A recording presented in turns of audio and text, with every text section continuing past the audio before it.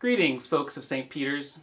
As we navigate a way forward in our life together as church, I want to share with you some guiding promises from our leadership, as well as phases to regathering that have been discussed and developed by a team of our congregation and approved by our council. At the core of our way forward in regathering are the words of Jesus to a lawyer who asked, "Teacher, which commandment in the law is the greatest?" And Jesus said to him, "You shall love the Lord your God with all your heart and with all your soul and with all your mind. This is the greatest and first commandment. And a second is like it. You shall love your neighbor as yourself." On these two commandments hang all the law and the prophets.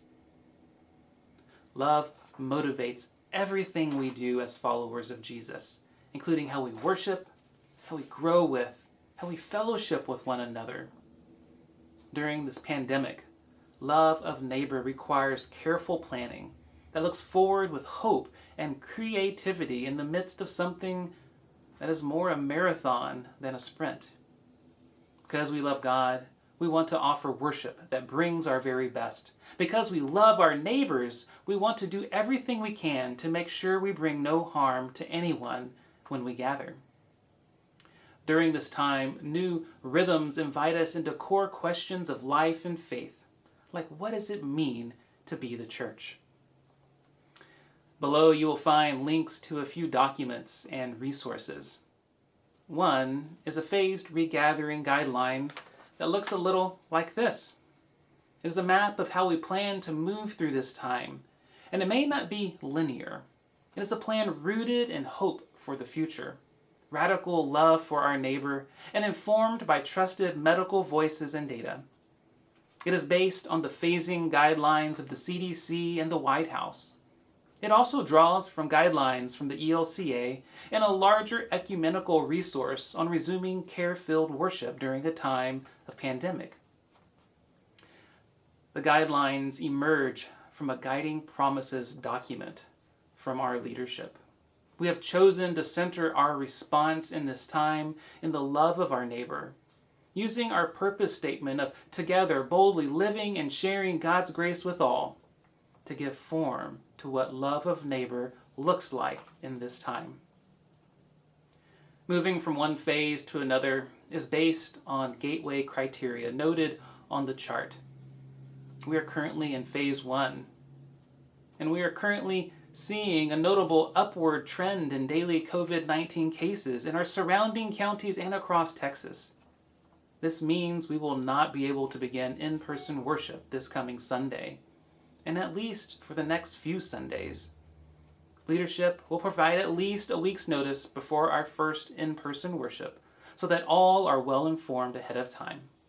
In the meantime, we encourage all to observe social distancing and wear masks in public and in large gatherings to help turn our local and global case trends downward.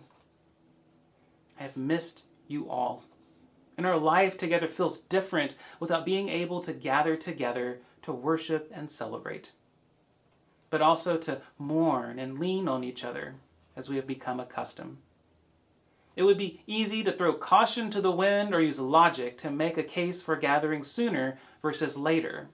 But to boldly love our neighbor, to live and share God's grace with all, to do it together, to say that the acceptable rate of death in this time is 0. Well, this invites us as church to use a different calculus in our equation for how we gather and when.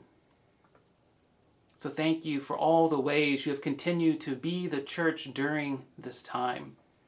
Remember, the church is not about the specific space in which we gather. Over 90 people have helped lead worship in some form since mid-March. We just moved to live stream worship so that when we are able to worship in person, those who have joined us over the past months can continue to participate in the life of our congregation. There's been a notable increase in the distribution of our alms fund during this time, funds which are only possible as part of your regular support of this ministry we share for the life of our community. God be with you. Know that you are in my prayers. May the love of neighbor center and fill you with purpose and new life in the days ahead. And may we see in ever new ways what it means to be the church, and what it means to be connected to a God who never tires of holding us together. Peace to your week.